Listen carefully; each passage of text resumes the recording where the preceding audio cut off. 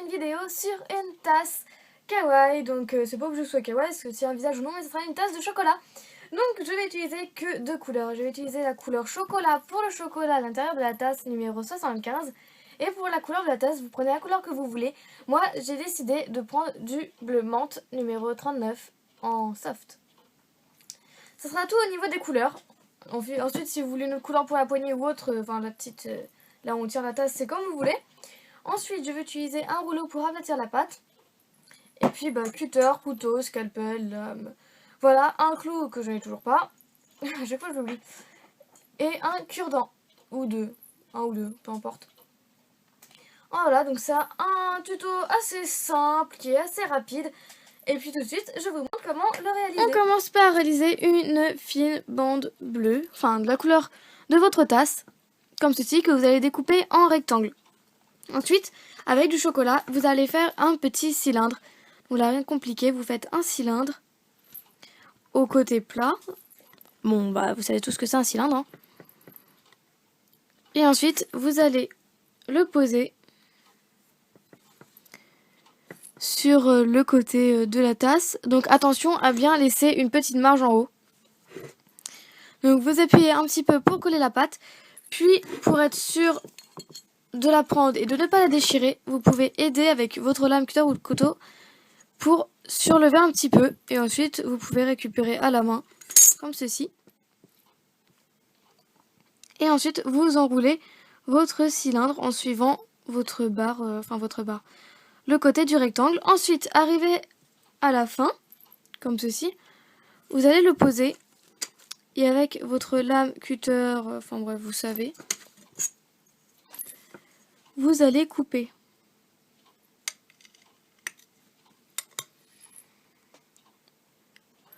Comme ceci, et ensuite vous allez bien entendu refermer. Pour bien refermer, je vais un petit peu rouler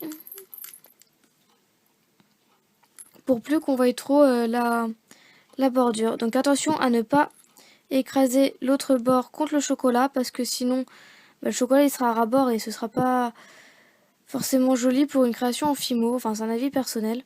J'aime pas quand c'est à ras-bord. C'est pour ça que je laisse une marge. Mais par contre, il faut être minutieux et pas laisser trop de traces. Là, par contre, je viens d'en faire une avec mon ongle. Donc je vais aller l'enlever en frottant dessus en fait. C'est comme si on caressait la fimo. C'est comme ça qu'on enlève les traces de doigts, pour ceux qui se posaient la question. Voilà, donc là je laisse un bord. Et là je frotte sur le côté pour enlever le trait en fait. Voilà, c'est tout simple. Il n'y a pas de secret, hein, c'est tout simple. S'il en reste un petit peu, c'est pas du tout grave, parce qu'en fait je vais me servir de cette marque après. Ensuite, vous laissez votre petite tasse de côté. Vous allez vous prendre un autre bout que vous allez couper, que vous aplatissez tout simplement, et que vous allez coller sous votre tasse. S'il veut bien s'enlever de mon doigt, ce serait gentil. Voilà, et en fait, je vais faire la même chose pour essayer d'enlever les traits.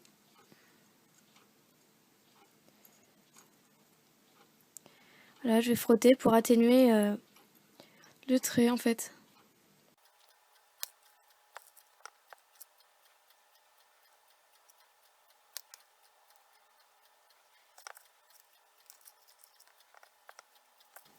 Voilà, votre tasse est presque finie.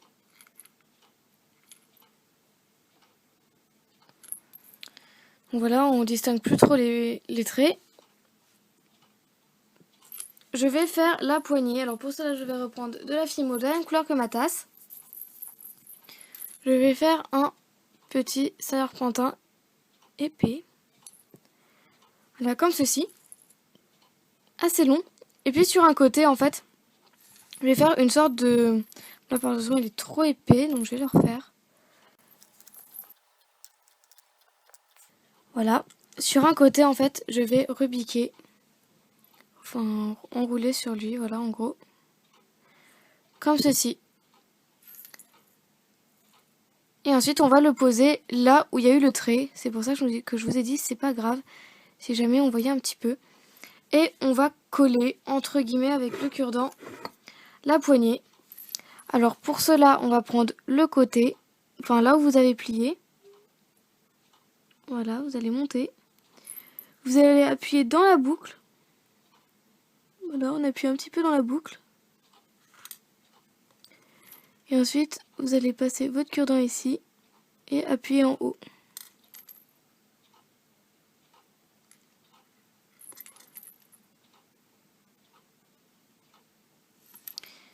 Et voilà comment on fait la poignée.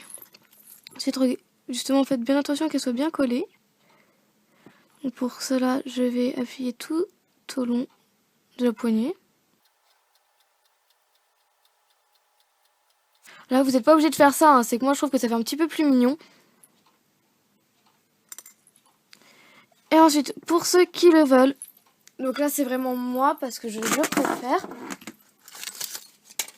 J'avais réalisé un coulis au chocolat, donc j'avais déjà fait une vidéo pour réaliser ce coulis.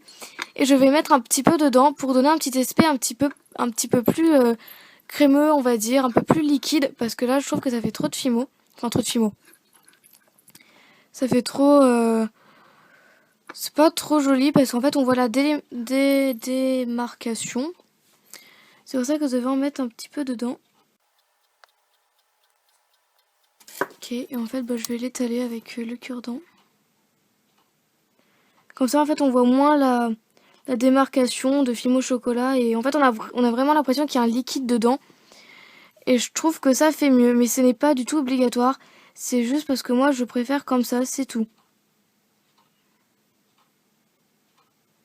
Et finalement, le chocolat, il est un petit peu à ras-bord.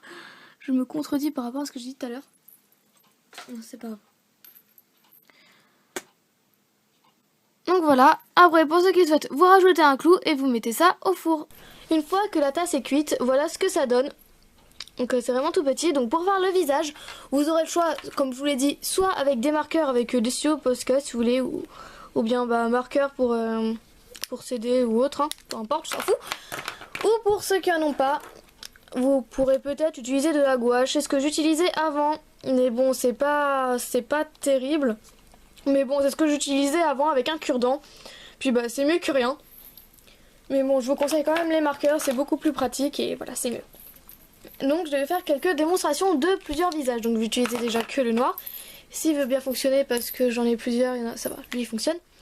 Alors, soit vous avez le visage tout simple, kawaii. Voilà. Je vais un peu zoomer parce que là vous voyez que dalle. Voilà, le visage tout simple que je viens de rater.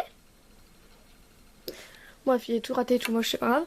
Ensuite, vous avez soit avec la bouche comme sous forme de 3 à peu près. Voilà. Bon, vous dessinez sûrement mieux que moi, hein, parce que moi je suis pas très douée en visage kawaii. Après, soit vous faites les yeux un peu comme ça, enfin c'est comme vous voulez, hein. Voilà, après vous pouvez le faire tirer la langue, enfin bref, c'est des smileys, hein, c'est des smileys tout simple. Et donc du coup pour le rendre kawaii, je vais en faire un petit peu plus gros ici.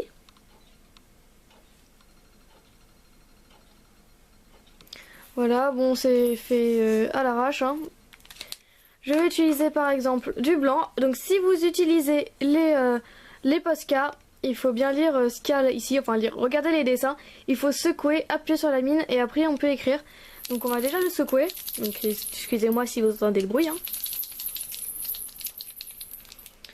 Ensuite vous allez appuyer sur la mine pour faire couler, voilà.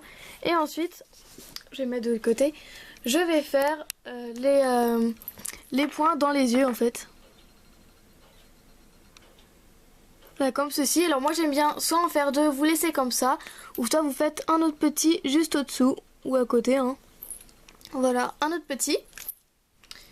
Et après, pour ceux qui le veulent, vous pouvez utiliser du rose. Donc puisque c'est un Posca, je vais faire de la même manière. Je vais le secouer. Puis après on appuie sur la mine. Enfin on appuie, voilà. Et en fait je vais l'utiliser pour faire un peu les sortes de joues. Voilà, en gros ça donne ça. Bon, la bouche, je la rate souvent, donc vous n'êtes pas obligé de faire la bouche, hein. Enfin, je trouve que c'est mieux sans la bouche, sinon ça n'a aucune utilité. Mais je crois qu'il y en a qui le font sans. On m'avait dit qu'il y en a qui faisaient des visages kawaii sans bouche, mais bon. Vous faites comme vous voulez. Donc moi il n'est pas très bien réussi parce que c'est pas vraiment mon domaine de faire des visages. Enfin bref, donc moi j'ai utilisé ce style là pour faire sur ma tasse. Alors pour cela, vous prenez le côté que vous préférez. Moi je vais le faire ici, peu importe. Je m'en fous un peu en fait d'où je le fais. Et ensuite, vous allez faire, je vais le prendre comme ceci. Je vais faire mon petit visage.